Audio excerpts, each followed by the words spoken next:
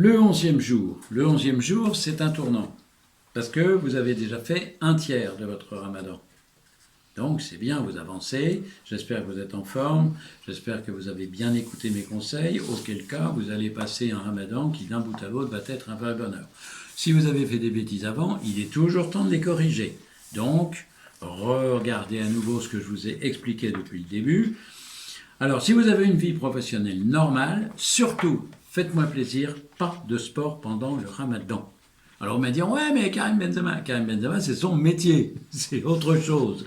Vous, si vous n'êtes pas sportif professionnel, ne faites pas de sport pendant la journée. Il faut que vous sachiez qu'un sportif professionnel de très haut niveau, comme ce footballeur, et d'autres sportifs professionnels, ont une alimentation qui est tout à fait spéciale, qui est tout à fait différente. Et je pense que Karim, quand il fait ses matchs dans la journée, doit énormément manger avant la rupture du jeûne, avant la reprise du jeûne.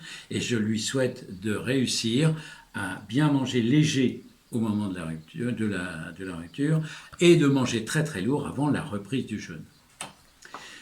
À cette époque de l'année, ce serait faire courir un danger inutile à votre organisme. C'est vrai qu'il commence à faire, la journée commence à être longue.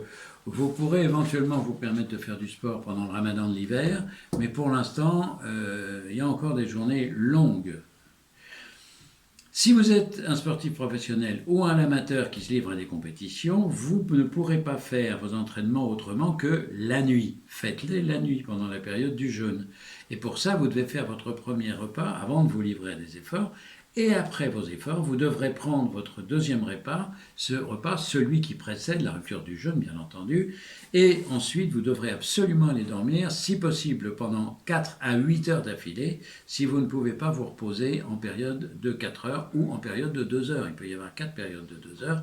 Ce n'est pas aussi efficace, mais ça vous donne quand même les 8 heures de sommeil par 24 heures.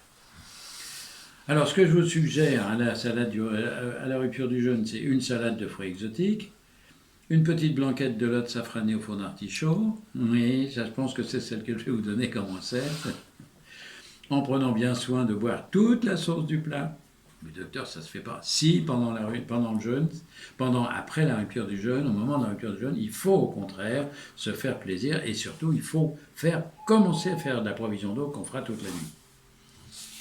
Une boisson chaude ou froide sans lait, sans sucre, sans édulcorant. Le matin, avant la reprise du jeûne, je vous propose une soupe de lentilles et puis une escalope de dinde et fruits confits à la sauce moutarde. Je ne sais pas si vous vous rendez compte, je pense que celle-là, je vais vous en faire cadeau aussi.